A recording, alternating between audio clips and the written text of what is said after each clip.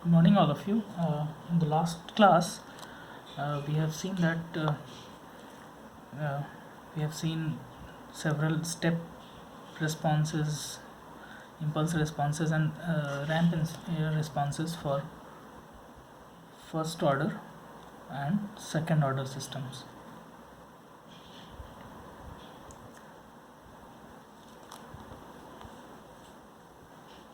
In this lecture, we are going to talk about the left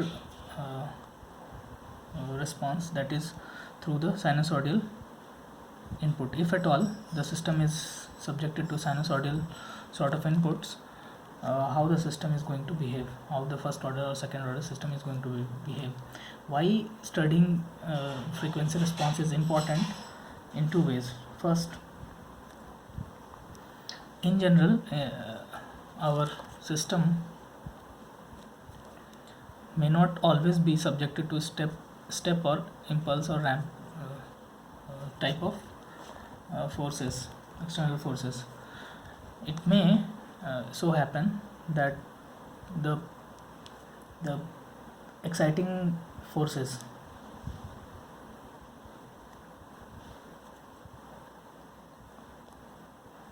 may be a combination of, it may be any function, any generic function.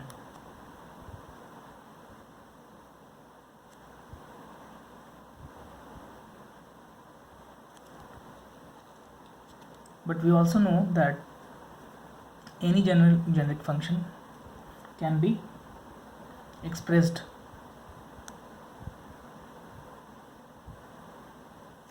in terms of combination of sines and cosines functions, right? Actually, this is the thing which is first Fourier has seen, that any signal, you pick up any signal, any random signal, this can actually constitutes with some frequencies, omega 1, omega 2, omega 3, of sines, and it may be this random frequency can be generated from some combination of, some linear combination of any sort of sines and cosines function. So that is why if we are able to analyze the system, how it behaves with certain frequency, then you may analyze or design your system in some appropriate way. So that is why we are going to read all these sinusoidal responses, or in some sense frequency response is important to study. So let's take a generic case. So let's take our usual first order system.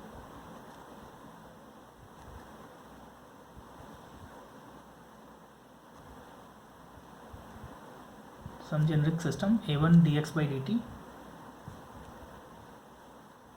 plus a0x is equal to b0y. Now I want to, and let my input to the system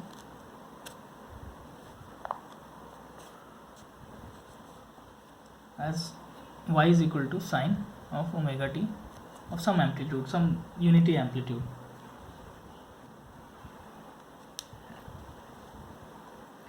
So we are going to analyze. So this input is given to the system, and we are interested what the output could be, right?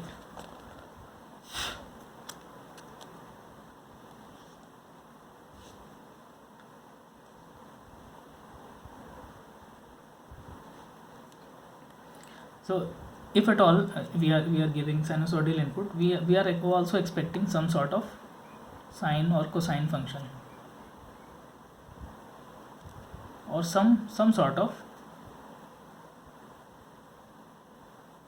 cosine function with some lag, some phase lag. If we talk about in pictorial sense, so let's suppose this is your sinusoidal input to the system. You may expect, in generic sense, there will be some lag and some amplitude difference, and you may get some output response like this.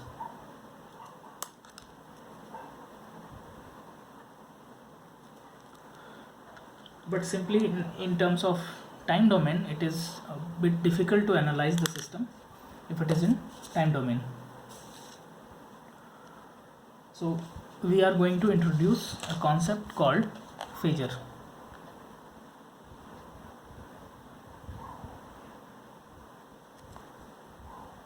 The phasor is a way, phasor is nothing but is a way to represent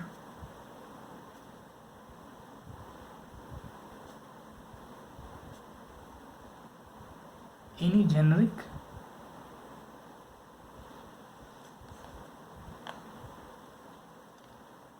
sinusoidal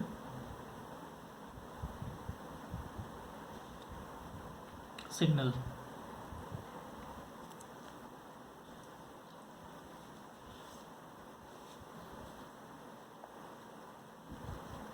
So let's say if you have any signal, let's suppose it starts, so let's suppose this, here we are plotting omega t, and here we are plotting its amplitude, capital V, starts from some initial condition, goes this way, and it goes like this, goes forever, like an oscillating manner. But what we are going to do here, we are going to represent this system in this manner.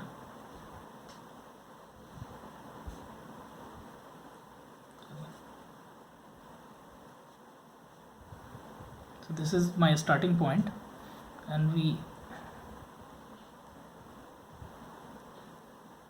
so this length of this vector is magnitude of V, and this is your initial condition phi, and let's suppose this function is nothing but V sine omega t plus phi,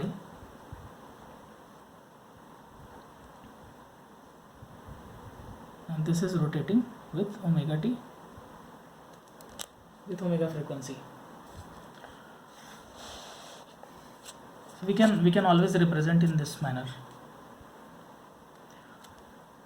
It can again be seen, this sort of thing can also be seen in terms of complex numbers.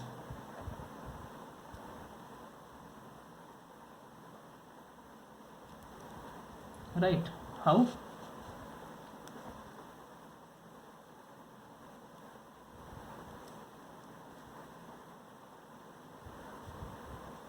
So let's suppose this is your real part and this is your imaginary part, and let's suppose this is your vector V, and it is making phi angle. Then this value is basically your x value, and this is your y.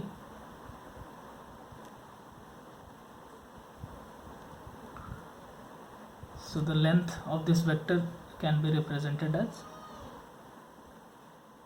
x square plus y square, or this complex function can be represented as x plus iy, and where phi can be given as tan inverse y by x. So the same signal can be seen in complex form in this manner.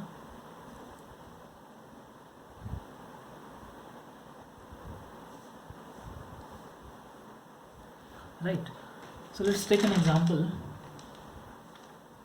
Not example. Let's take the generic first order case in order to understand better how we are going to represent the things in phasor form.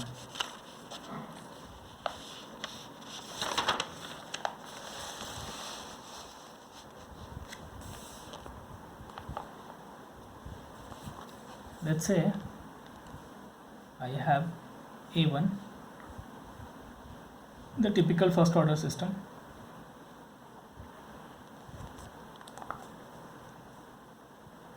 plus A0x is equal to B0y.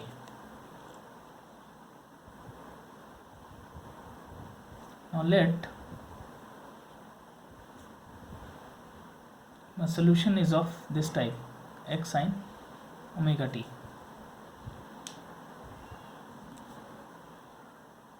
What we are going to do, we are going to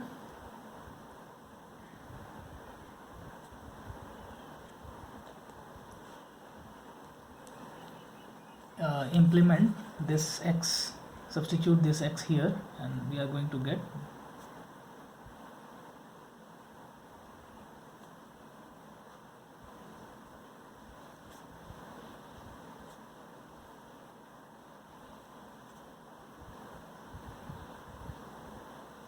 right. In this, by substituting this, we get A1 omega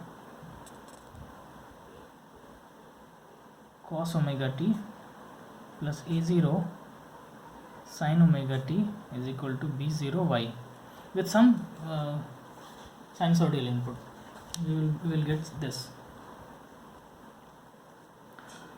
We can again write A1 omega sine of omega t plus pi by 2 or 90 degree plus A0 sin omega t is equal to B0y.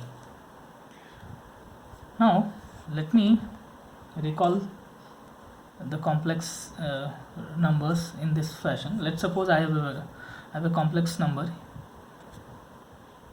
I have a number in complex plane. Let's suppose I have 1 unity. I want to represent it in this, with this length at this 0 angle. It is making 0 angle with real axis. Whenever I am going to rotate this particular length like this,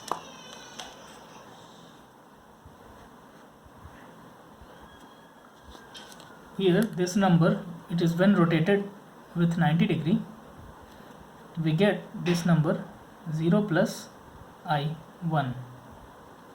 Here it was 1 plus 0 I, right. So whenever I rotate it by 90 degree, or wherever there is a phase of 90 degree lag, so if I represent this function with my phasor, some phasor x, so this function I can write as I times the same x. Whenever I multiply with that phasor, I am going to rotate this x by this much amount. So essentially I am going to transform the time domain into frequency domain. So this is essentially in x are in frequencies.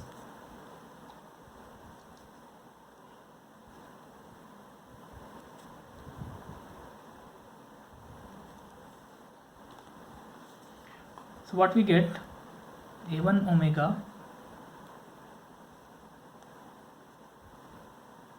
x plus A naught capital X is equal to B naught y. Again y will be in some frequency domain. So I can safely write x times ia1 omega plus a naught is equal to b naught y, right? From here I can estimate my, so this is essentially my input phasor, sorry, this is my input phasor, this is my output phasor. So output phasor by input phasor I can estimate in this manner: b naught by ia1 omega plus a naught. So remember, this is output phasor divided by input phasor. Essentially these are in as a function of frequencies. This we call some g of some j omega, we call frequency transfer function.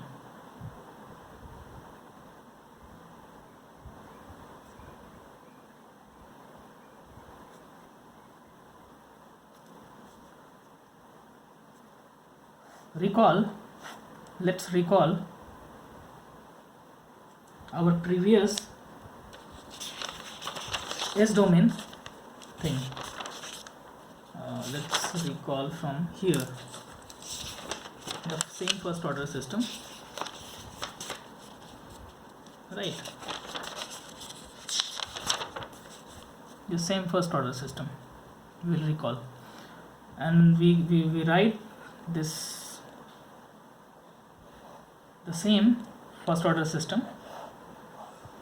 By doing Laplace transform we get the transfer function in this manner.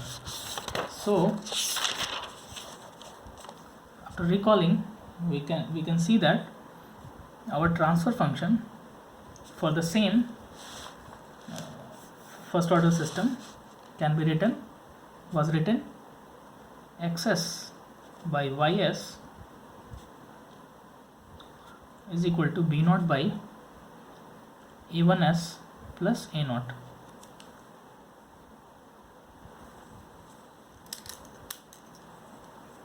J omega, rather okay, let's, since this is I here, so I omega I can write, but in general the textbooks uses j omega or complex number with j in general. So from now we will follow j omega, we will not write I omega. So wherever I write I, you should consider it as j.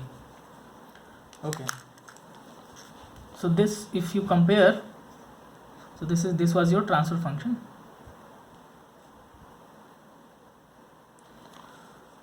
and this is what you got. So when you compare here, you will see instead of this s, you replace it with j omega or I omega, right? And you will get the same frequency transfer function.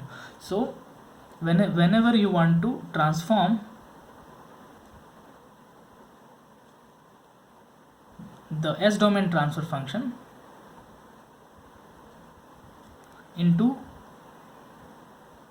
frequency transfer function,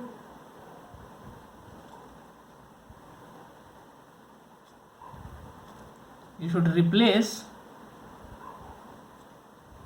S with j omega or I omega. Okay, there is an analogy between these two, right? So both indicates the output by input relationship, but in S domain and in frequency domain.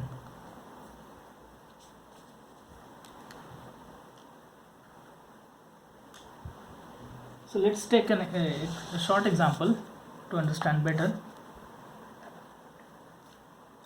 Let's suppose my transfer function is given 1 upon s plus 1. So in general, it is a common practice that the general plant or the system input and output behavior is always given in terms of S domain. So basically, you will be known the transfer functions of a particular system whenever you are going to do the analysis. Now, if you want to seek the frequency response of this system,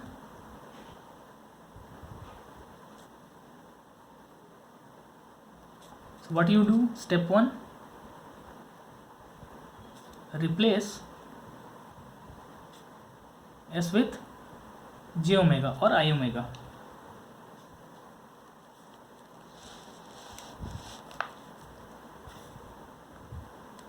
So Gj omega is equal to 1 upon j omega plus 1.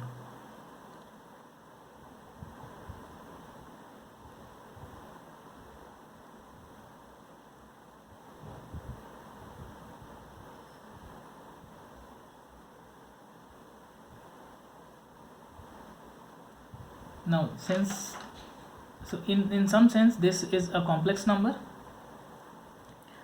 and we have already seen that the ratio, the amplitude ratio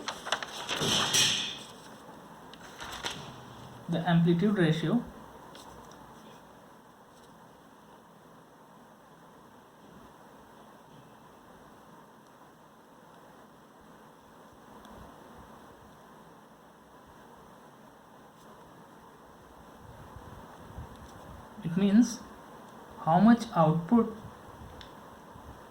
is more over the input, right? So it is given by the mod of Gj omega.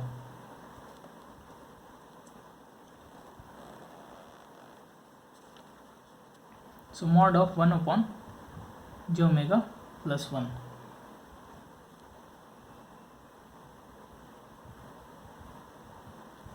And the phase angle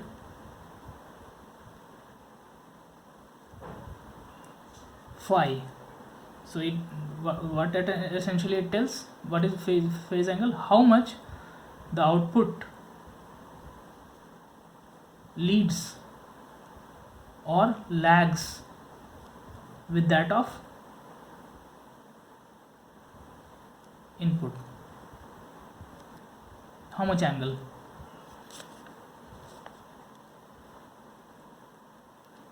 Tan inverse.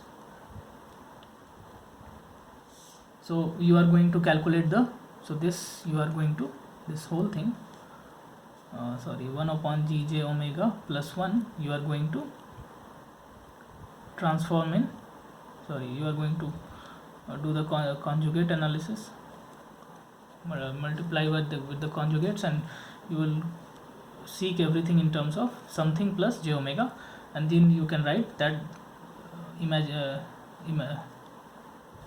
imaginary part by real part. Okay, so essentially physically what does it mean? So the frequency response, the output by input. So let's suppose this is my input. So this ratio whatever it comes, it will tell how much bigger or so let's suppose this is your, let's suppose I am getting 2 times, let's suppose I am getting 2. So if your input is this much, your output will be twice high, and this phi will dictate how much lag it will be having. So let's suppose this is your phi lag and it is having twice the output. It will go something like this.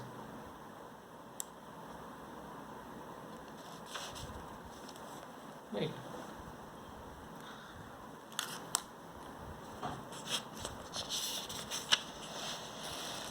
So let's take a proper first order system and we'll analyze the frequency response of first order and second order systems, typical.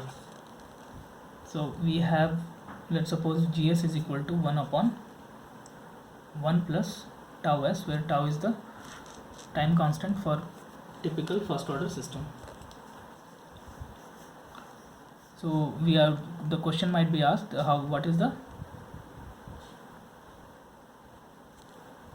frequency response of the system? So you are going to analyze in this manner. Replace gs by gj omega. So 1 plus tau j omega I can write. Now what I will do, 1 plus j tau omega, I am going to multiply with its conjugate, 1 minus j tau omega. I will get 1 minus j tau omega 1 plus tau square omega square. In general I can write 1 plus tau square omega square. This is your real part, plus or minus j tau omega by 1 plus tau square omega square. This is your real part, this is your imaginary part.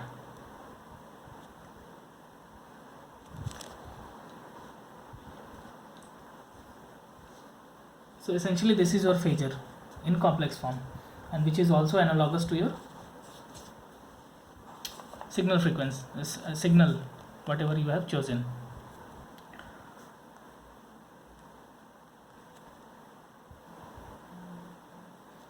So how I am going to tell my how much bigger my response will be? It is going to decide by the amplitude of this complex thing. So what is this amplitude? So under root this square plus tau square omega square whole square plus tau square omega square 1 plus tau square omega square whole square. Right, so this much bigger is going to get your output will be, and how much lag it will be having. So it will be you will have the angle. This is how you do the complex analysis. You are going to find the angles. So this angle is tan inverse your imaginary part tau omega 1 plus tau square omega square divided by 1 plus tau square omega square. So this is equal to tan inverse tau omega, and this is essentially minus, since complex numbers we usually write complex as x plus iy. So minus will be absorbed here. So this much angle, so minus. So essentially your output lags minus tau omega angle, sorry, tan inverse this whole angle.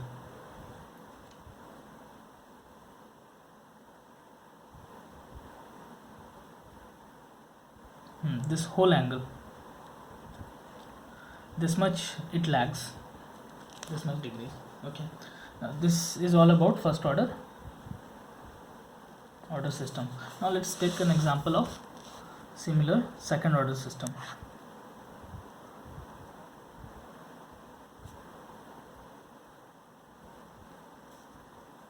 So typical second order system transfer function is usually given to you in the form of natural frequencies and damping ratios. Omega n square, s square in S domain, 2 zeta is the damping ratio, omega n natural frequency of the system, s plus omega n square. So remember these omega n's and these omegas will be different. These are natural frequencies and these are omegas are the responses, the input sinusoidal frequencies, these omegas, right? And this transfer function comes from this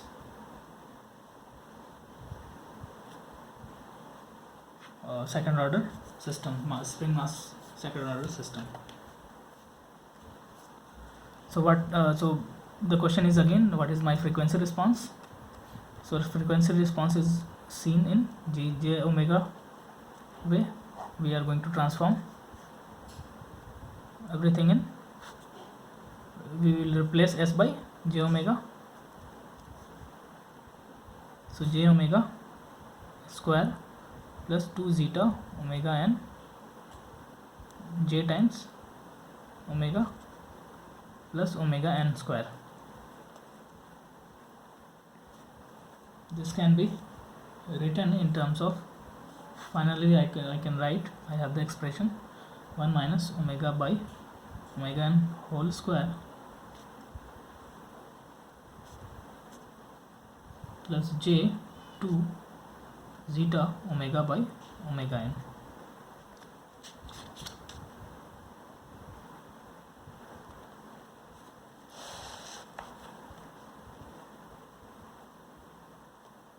So basically the amplitude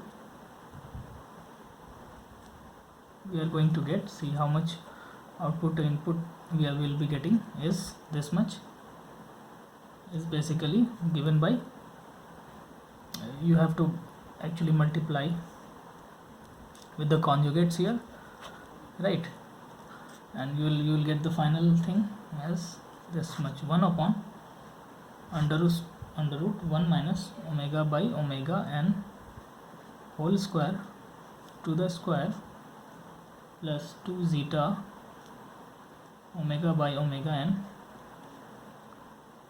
whole square, and the angle phi, you will get angle of gj omega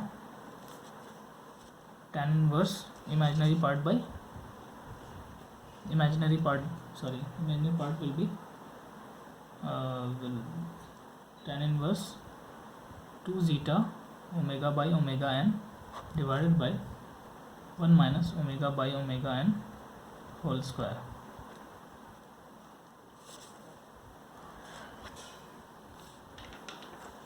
So this is how your system will behave in, if at all your system is forced with omega frequency sinusoidally. Your system, first order system, will behave in this manner. Okay, so a better way to analyze is with something called Bode plot.